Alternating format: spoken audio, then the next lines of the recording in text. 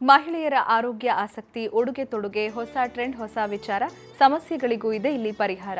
ವನಿತೆಯರ ಲೋಕದಲ್ಲೊಂದು ವಿಭಿನ್ನ ಪಯಣ. ಇದು ಗೆಳತಿ, ನಾನು ರಕ್ಷಾ.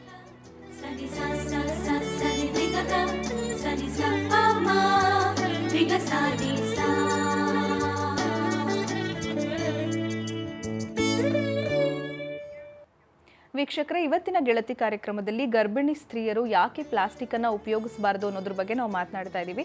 ಪ್ಲಾಸ್ಟಿಕ್ ಬಾಕ್ಸ್ನಲ್ಲಿ ಊಟ ಮಾಡೋದಾಗಿರಬಹುದು, ಅಥವಾ ಪ್ಲಾಸ್ಟಿಕ್ ಪ್ಲೇಟ್ನಲ್ಲಿ ಊಟ ಮಾಡೋದು, ಪ್ಲಾಸ್ಟಿಕ್ ವಾಟರ್ ಬಾಟಲ್ನಲ್ಲಿ ನೀರು ಕುಡಿಯುವಂಥದ್ದು. ಸೊ ಇದರಿಂದ ಏನೇನೆಲ್ಲ ತೊಂದರೆ ಆಗುತ್ತೆ, ಗರ್ಭದಲ್ಲಿರೋ ಮಗುಗೆ ಯಾವ ರೀತಿ ಇದು ಎಫೆಕ್ಟ್ ಆಗುತ್ತೆ ಅನ್ನೋದ್ರ ಬಗ್ಗೆ ನಾವು ಮಾತನಾಡ್ತಾ ಇದ್ದೀವಿ. ಈ ವಿಚಾರವಾಗಿ ಮಾತನಾಡೋದಕ್ಕೆ ನಮ್ಮ ಸ್ಟುಡಿಯೋದಲ್ಲಿ ಡಯಟಿಷಿಯನ್ ಆಗಿರ್ತಕ್ಕಂಥ ಶ್ರೀಮತಿ ಶೋಭಾ ಅವರಿದ್ದಾರೆ. ಕಾರ್ಯಕ್ರಮಕ್ಕೆ ಸ್ವಾಗತ ಶೋಭಾ ಅವರೇ. ನಮಸ್ತೆ. ಓಕೆ, ಇವಾಗ ಗರ್ಭಿಣಿ ಸ್ತ್ರೀಯರು ಪ್ಲಾಸ್ಟಿಕ್ಕನ್ನು ಸೇವನೆ ಮಾಡಿದ್ರೆ ಅವ್ರಿಗೆ ತುಂಬಾ ದೊಡ್ಡ ಅಪಾಯ ಅಂತ ಹೇಳ್ತಾರೆ. ಸೊ ಯಾಕೆ, ಏನೆಲ್ಲ ಕಂಟೆಂಟ್ ಇರುತ್ತೆ ಈ ಪ್ಲಾಸ್ಟಿಕ್ನಲ್ಲಿ ಅಂತ ಹೇಳ್ತೀರಾ? Plastic bottles, plastic packages, containers ಇದನ್ನೆಲ್ಲ ನಾವು ತೊಗೊಂಡಾಗ ಈ ಕಂಟೈನರ್ಸಲ್ಲಿ ಕೆಮಿಕಲ್ಸ್ ಜಾಸ್ತಿ ಇರುತ್ತೆ. ಮ್ಯಾನುಫ್ಯಾಕ್ಚರಿಂಗಲ್ಲಿ ಅಡಲ್ಟ್ರೇಟ್ ಆಗಿ ಬರೋವಂಥ ಕೆಮಿಕಲ್ಸ್ ಬೇರೆ ಇರುತ್ತೆ.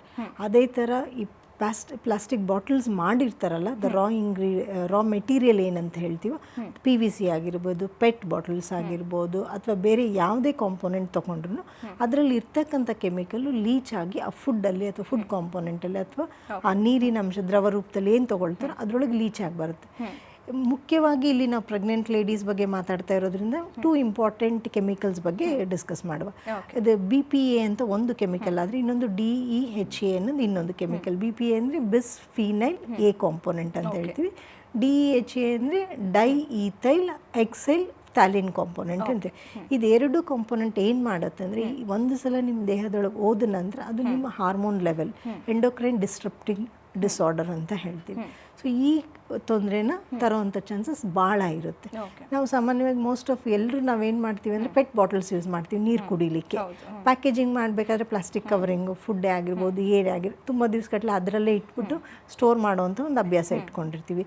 ಪ್ಲಾಸ್ಟಿಕ್ ಟಿಫಿನ್ ಬಾಕ್ಸಸ್ ಯೂಸ್ ಮಾಡ್ತೀವಿ, ಈಸಿ ಕಂಫರ್ಟಬಲ್, ವಾಶ್ ಮಾಡಲಿಕ್ಕೆಲ್ಲ ಕಂಟೈನರ್ಸ್ ಇದ್ದರೆ ಈಸಿ ಅಂತ. ಅದೇ ಥರ ಮನೆಯಲ್ಲೂ ರಾ ಇಂಗ್ರೀಡಿಯೆಂಟ್ಸನ್ನು ಪ್ಲಾಸ್ಟಿಕ್ಸಲ್ಲಿ ಯೂಸ್ ಮಾಡ್ತೀವಿ. ಫೈಬರ್ ಪ್ಲಾಸ್ಟಿಕ್ಸ್ ಅಂದರೆ ನಿಮಗೆ ತೊಂದರೆ ಇರಲ್ಲ, ಬಟ್ ಈ ರಾ ಇಂಗ್ರೀಡಿಯೆಂಟ್ PVC, ಪೆಟ್ ಅಥವಾ ಬೇರೆ ಥರ ಪ್ಲಾಸ್ಟಿಕ್ಸ್ ಯೂಸ್ ಮಾಡಿದರೆ ಅದರಿಂದ ತೊಂದರೆಗಳು ಹೆಚ್ಚಾಗುವಂಥ ಚಾನ್ಸಸ್ ಜಾಸ್ತಿ ಇದೆ.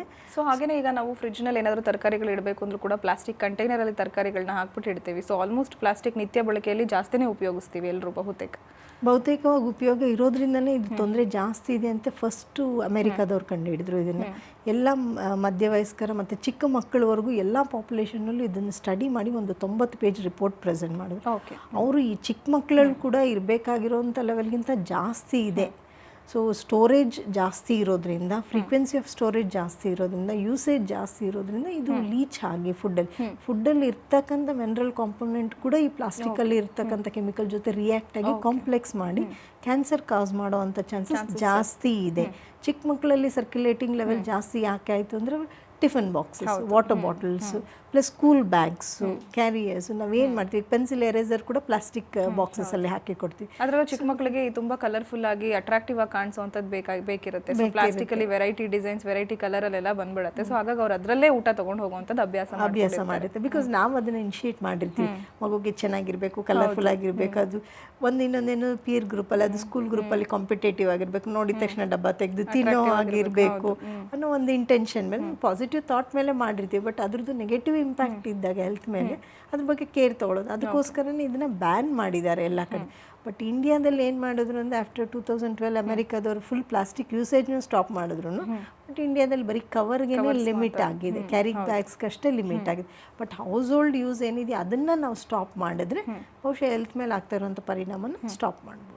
ಓಕೆ, ಇವಾಗ ಯೂಶಲಿ ನಾವು ಗರ್ಭಿಣಿ ಸ್ತ್ರೀಯರನ್ನು ಹೊರತುಪಡಿಸಿದ್ರೆ ಕಾಮನ್ ಮ್ಯಾನ್ಗೂ ಕೂಡ ನಾರ್ಮಲ್ ಆಗಿರುವಂತಹ ವ್ಯಕ್ತಿಗೆ ಪ್ಲಾಸ್ಟಿಕ್ ಯೂಸ್ ಮಾಡೋದು ನಿಷೇಧ ಅಂತ ಹೇಳ್ತಾರೆ. ಅಂದರೆ ಉಪಯೋಗಿಸಬಾರ್ದು, ಯಾರಿಗೇ ಆಗಲಿ ತೊಂದರೆ ಆಗುತ್ತೆ, ಕೇವಲ ಗರ್ಭಿಣಿ ಮಹಿಳೆಗಷ್ಟೇ ಅಲ್ಲ. ಸೊ ನಾವುಗಳು ಕೂಡ ಪ್ಲಾಸ್ಟಿಕ್ಕನ್ನು ಬಳಸೋದ್ರಿಂದ ಅದರಲ್ಲಿ ಕಂಟೈನರ್ಗಳಲ್ಲಿ ಊಟ ಮಾಡೋದು, ತರಕಾರಿಗಳನ್ನ ಇಡೋದು, ಮಾಡೋದ್ರಿಂದ ನಮಗೂ ಕೂಡ ತೊಂದರೆ ಅಂತ ಹೇಳ್ತಾರೆ. ಸೊ ಇದು ಗರ್ಭಿಣಿಯರಿಗೆ ಯಾವ ರೀತಿ ಎಫೆಕ್ಟ್ ಆಗುತ್ತೆ ಅಥವಾ ನಾವು ಬಳಸೋವಂಥ ನಮಗೆ ಯಾವ ರೀತಿ ಎಫೆಕ್ಟ್ ಆಗುತ್ತೆ ಅಂತ ಹೇಳ್ತೀರಾ? ಗರ್ಭಿಣಿಯರಲ್ಲಿದ್ರೆ ನಾ ಆಗಲೇ ಹೇಳಿದೆ 2 ಕೆಮಿಕಲ್ ಕಾಂಪೋನೆಂಟ್ಸ್ ಇರುತ್ತಲ್ಲ, ಇದು ರಕ್ತದಲ್ಲಿ ಸಂಚಾರ ಜಾಸ್ತಿ ಆದರೆ ಕಾಂಪೋನೆಂಟ್ ಜಾಸ್ತಿ ಆದರೆ ಹುಟ್ಟೋ ಮಗು ಮೇಲೆ ಪರಿಣಾಮ ಆಗುತ್ತೆ. ಗರ್ಭಿಣಿ ಆಗೋದಕ್ಕಿಂತ ಮುಂಚೆನೇ ನಾವು ತೊಗೊಂಡ್ರೆ ಅವಾಗ ಈ ಕಾಂಪೋನೆಂಟ್ಸ್ ಎಂಡೋಕ್ರೈನ್ ಡಿಸ್ಟ್ರಪ್ಟಿಂಗ್ ಡಿಸಾರ್ಡರ್ ತೊಗೊಂಡ್ರೆ ಮೆನ್ಸ್ಟ್ರಲ್ ಸೈಕಲ್ ಡಿಸ್ಟರ್ಬೆನ್ಸಸ್ ಇರ್ತೀವಿ. ಸುಮಾರು ಮಕ್ಕಳಲ್ಲಿ ನೋಡ್ತೀವಿ ಅದು. ಮೆನ್ಸ್ಟ್ರಲ್ ಸೈಕಲ್ ಡಿಸ್ಟರ್ಬೆನ್ಸ್ ಒಂದು ಇದ್ದರೆ ಇನ್ನೊಂದು ಅಬೋಷನ್ಸ್ ಆಗೋ ಚಾನ್ಸಸ್ ಇರುತ್ತೆ. ಇನ್ನೊಂದು ಮಗು ಹುಟ್ತಾ ಇದ್ರೆ ಅದರಲ್ಲಿ ಫೀಟಲ್ ಅಬ್ನಾರ್ಮಲಿಟೀಸ್ ಅಂತ ಏನು ಹೇಳ್ತೀವಿ, ಬರ್ತ್ ಡಿಫೆಕ್ಟ್ಸು, ಅದು ಕೂಡ ಆಗೋವಂಥ ಜೆನೆಟಿಕ್ ಕೋಡಿಂಗಲ್ಲಿ ಅಥವಾ ಜೆನೆಟಿಕ್ ಡೆವಲಪ್ಮೆಂಟ್ ಏನಾಗ್ತಿರುತ್ತೋ ಜೀನ್ಸ್ ಮಾಡಿಫಿಕೇಷನ್ ಆಗುತ್ತೆ, ಜೀನ್ಸ್ ಮಾಡ್ಯುಲೇಷನ್ ಆಗಿ ಡಿಫ್ರೆಂಟ್ ಜೀನ್ ಕಾಂಪೋಸಿಷನ್ ಬಂದು ಆ ಹುಟ್ಟೋ ಮಗುವಲ್ಲಿ ಏನಾದರೂ ಒಂದು ತೊಂದರೆ, ಏನಾದರೂ ಒಂದು ಕಣ್ಣಿಂದ ಆಗಿರ್ಬೋದು ಅಥವಾ ಇನ್ನೇನಾದರೂ ಒಂದು ಆರ್ಗನ್ ರಿಲೇಟೆಡ್ ಅಬ್ನಾರ್ಮಲಿಟೀಸ್ ಜಾಸ್ತಿ ನೋಡಿ ಬರ್ತಾ ಇದೆ. ಸೊ ಗರ್ಭಿಣಿಯರಲ್ಲಿ ಈ ಥರ ಪ್ರಾಬ್ಲಮ್ ಇದೆ. ಬಟ್ ನಾರ್ಮಲ್ ಮನುಷ್ಯರಲ್ಲಿ ನಾವು ತೊಗೊಂಡಾಗ, ಸಾಮಾನ್ಯ ಜನರಲ್ಲಿ ನಾವು ತೊಗೊಂಡಾಗ ಲಿವರ್ ಪ್ರಾಬ್ಲಮ್ಸ್ ಬರೋವಂಥದ್ದು, ಹಾರ್ಟ್ ಪ್ರಾಬ್ಲಮ್ಸ್ ಬರೋವಂಥದ್ದು, ಕೆಲವರಲ್ಲಿ ಡಯಾಬಿಟೀಸ್ ಬರೋವಂಥದ್ದನ್ನು ನೋಡಿದ್ವಿ, ಸ್ಕಿನ್ ಕ್ಯಾನ್ಸರ್ಸ್ ಬರೋವಂಥದ್ದು. ಸೊ ಈ ಥರ ಡಿಫ್ರೆಂಟ್ ಹೆಲ್ತ್ ರಿಲೇಟೆಡ್ ಪ್ರಾಬ್ಲಮ್ಸು ಜಾಸ್ತಿ ಇದೆ ಈ ಕೆಮಿಕಲ್ಸಿಂದ. ಈಗ ನಾವು ಪೆಟ್ ಬಾಟಲ್ ತೊಗೊಂಡ್ರೆ ಆಲ್ಡಿಹೈಡ್ ಕಾಂಪೋನೆಂಟ್ಸ್ ಇರುತ್ತೆ. ಈ ಆಲ್ಡಿಹೈಡ್ ಲೆವೆಲ್ಸ್ ನಾವು ಜಾಸ್ತಿ ಹೋದ್ವಿ, ನೀರು ಇಟ್ಟಿದ್ರೆ ಕೂಡ ಆಲ್ಡಿಹೈಡ್ ನೀರಿನ ಜೊತೆ ಬೆರ್ತೋಗ್ಬಿಡುತ್ತೆ. ನಾವು ಎಷ್ಟು ಇವಾಗ 2 hours 3 hours ಅಥವಾ 1 whole day ನೀರು ಅದರಲ್ಲೇ ಇಟ್ಕೊಂಡು ಯೂಸ್ ಮಾಡ್ತಿರ್ತೀವಿ. ಪೆಟ್ ಬಾಟಲ್ ಚೆನ್ನಾಗಿದೆ ಅಂತ. ಬಟ್ ಆದರೆ ಕ್ಯಾರಿಂಗ್ ಈಸಿ ಅನ್ನೋದಾದರೆ, but we also carry disease with that ಅನ್ನೋ ಥರ ಆಗ್ಬಿಟ್ಟಿದೆ. ಓಕೆ, ಈಗ ಕನ್ಸೀವ್ ಆಗೋದಕ್ಕೂ ಮುಂಚೆ ಅಂದರೆ ಒಂದು ಬೇಬಿನ ಪ್ಲ್ಯಾನ್ ಮಾಡೋದಕ್ಕಿಂತ ಮುಂಚೆನೇ ಯಾವ ರೀತಿ ಪ್ಲಾಸ್ಟಿಕ್ನ ಅವಾಯ್ಡ್ ಮಾಡಿದ್ರೆ ಒಳ್ಳೆಯದು ಅಂತ ಹೇಳ್ತೀರಾ ಬೋತ್ ದ ಪೇರೆಂಟ್ಸ್?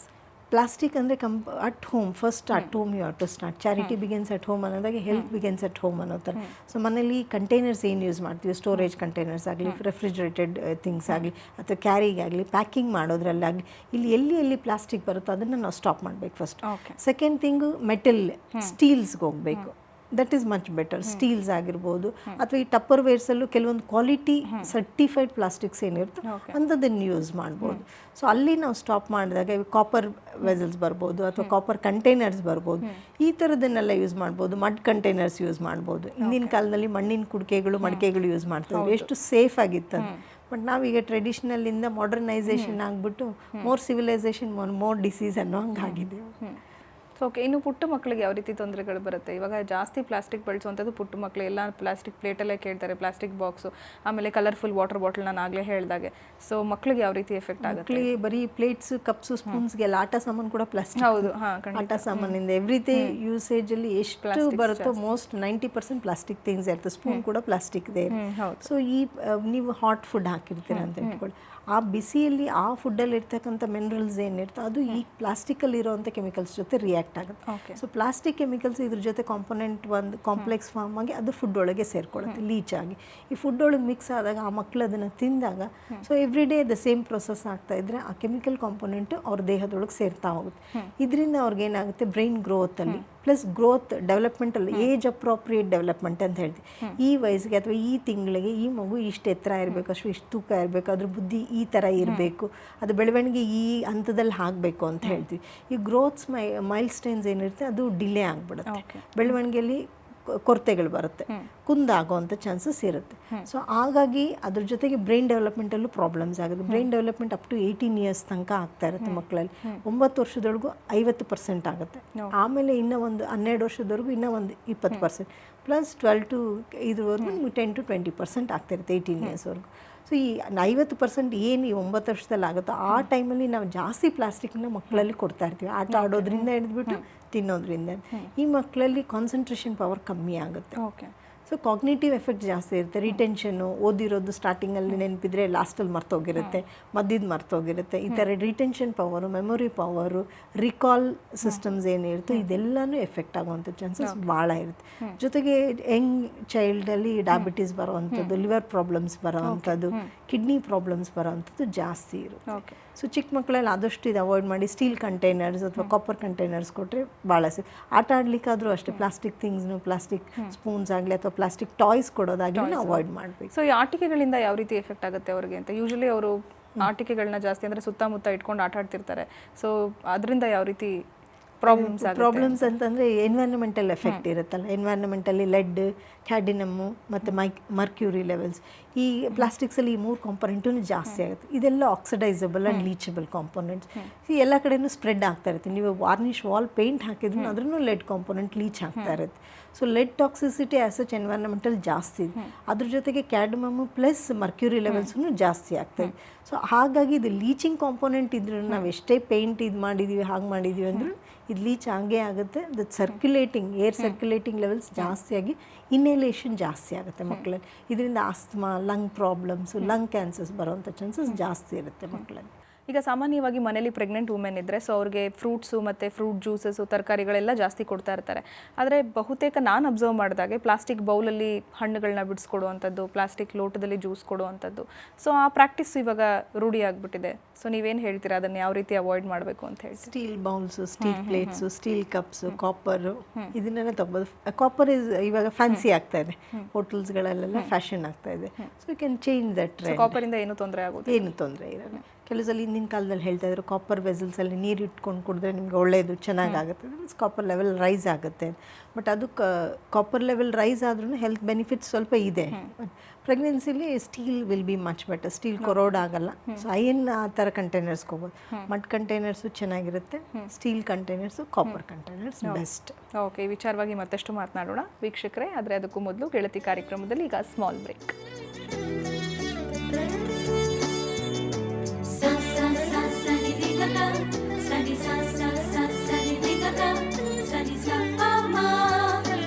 Sani